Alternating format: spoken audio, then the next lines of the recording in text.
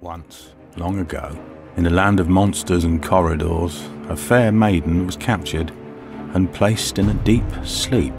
She was used to being captured, and she had a hero who rescued her on just such occasions. Hello, Perry. Hello, Doctor. I, appear not to have been invited to your wedding. No, you weren't. Hi everyone, TardySky123 here, and today I'm going to be reviewing The Widow's Assassin. This is a main range release from October actually, and it's the first part of a 6th Doctor trilogy, a 6th Doctor and Perry trilogy. And for both the Doctor and Perry, this is set after Trial of the Time Lord, so this is what happens to Perry after that. Because, not going into too big a spoilers from, Trial of the Time Lord, there are quite a few things happening at the end of that, quite a few mysteries as to what happened to Perry. So this kind of answers all those questions that fans have had for almost 30 years now, I think. It was in 86, so yeah, it would have been almost 30 years ago, Trial of the Time Lord. So now, obviously, we have The Widow's Assassin following on from that. Big Finish have actually done quite a few different types of sequels to Trial of the Time Lord, because it is such an expansive story. There's quite a lot you can do with it in terms of sequels. So you've got things like Trial of the Valiant, The Wrong Doctors, Perry and the Piscan Paradox. So loads of interesting stuff, and this is the latest in that long line. Of course, The Widow's Assassin, starring Colin Baker and Nicola Bryant. As you can see there, it's written by Nev Fountain, who is of course Nicola Bryant's husband. And you've got the Big Finish logo down there. And you also, interestingly, it's not got a also starring bit there or featuring or whatever. It's not got anything written there, which is slightly odd, because there are other actors in this and whatnot, and they do play quite a prominent role, quite a few of them. So it's interesting that they haven't included that there, if I'm honest. But, you know, that's besides the point, really. And then you've got an interesting cover here. Not one of Big Finish's best, but still, it's a nice cover. It does what it's meant to. Of course, you've got Perry there, and you've got some creatures. I'm not sure who they're supposed to be exactly in the story. They don't really resemble anyone who I recognise from the story, from their descriptions, obviously, because it's audio, so you can't actually see anyone. But, you know, I'd imagine they are involved in the story somehow. But nevertheless, a nice fairy tale type cover, and this does have some fairy tale elements to it, I will say. And then, of course, Audio Adventures of Doctor Who written on the side there. You've got the new Doctor Who logo. This is the first main range release, I believe, to feature that. Because obviously not 2013 anymore, so they're using a new logo. However, it is on the back there, as you can see. It's also on the discs. And I assume because this is kind of like the transition period, they're still kind of like trying to get rid of the old logo and whatnot. So it's still here on some bits, but obviously directed by Ken Bentley as well. Then you got the, what's it called, the blurb there, which is actually a quote almost from the story. In a lot of ways, this is kind of like the opening lines, and obviously I can't read them as epically as the character read them, and that character is Wolsey, Constable Wolsey, played by Tim Chipping there, as you can see. Almost said Chim Tipping, don't know why. But anyway, you got all that stuff there. Guard 1 and Guard 2, that is their actual names, and there's a rather interesting running gag going on with those two.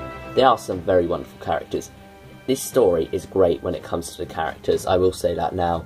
Obviously, running time and whatnot, all that lovely stuff.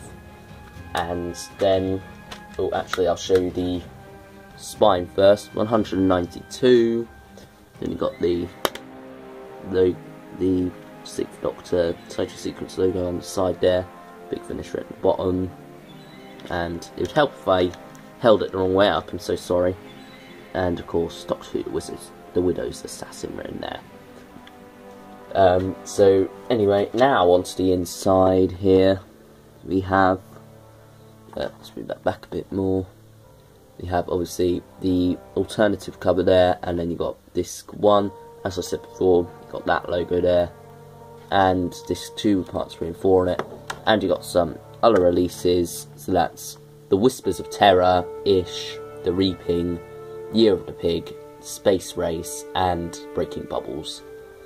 And Breaking Bubbles is an anthology release that features 4 stories, I think.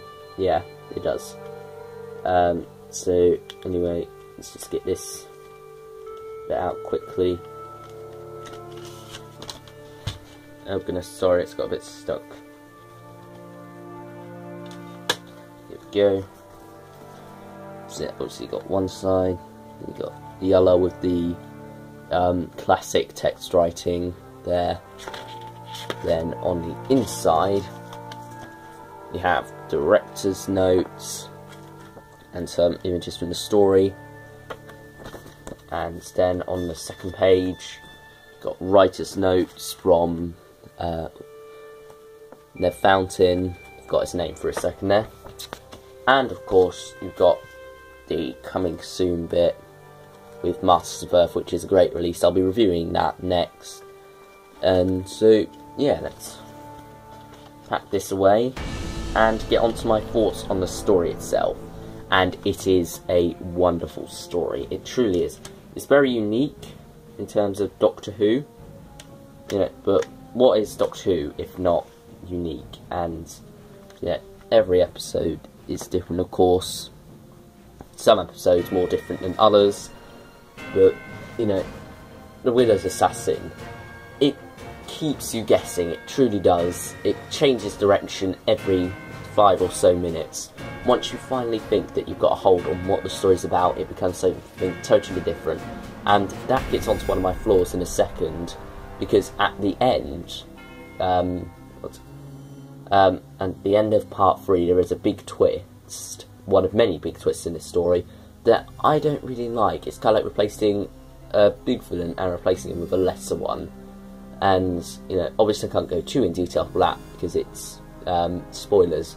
But yeah, not too fond of that twist, and it does kind of ruin part 4 a little bit for me. It doesn't ruin it totally, but it does make part 4 my least favourite part. But anyway, as I was saying before, loads of twists, and the majority of them are very good. And I said earlier that the characters were amazing. They truly are. I mean, Constable Wolsey is an amazing character, and he almost plays the Doctor's kind of like second companion in this. He plays such a great role, to be honest. And as I said earlier, Tim Chipping says this. I don't know why I have so much trouble saying his name. It should be simple, but it isn't. Tim Chipping, yeah. And then of course you've got Guard 1 and Guard 2. I don't know why Guard 2 and Guard 1. Anyway, you know, they are 2 lovely characters. Their voices are very nice to listen to. They've got a very nice accent about them. I'm not sure where it's from. I'm not good with accents for the most part, but they do a fantastic job. They are very much the comic relief, and this has loads of comedy in it, but it is still taken very seriously. It's one of those pieces where the comedy doesn't kind of like jeopardise the seriousness of the tale. So yeah, that's very good for this. And then of course you've got loads of other characters as well. This piece is full of characters.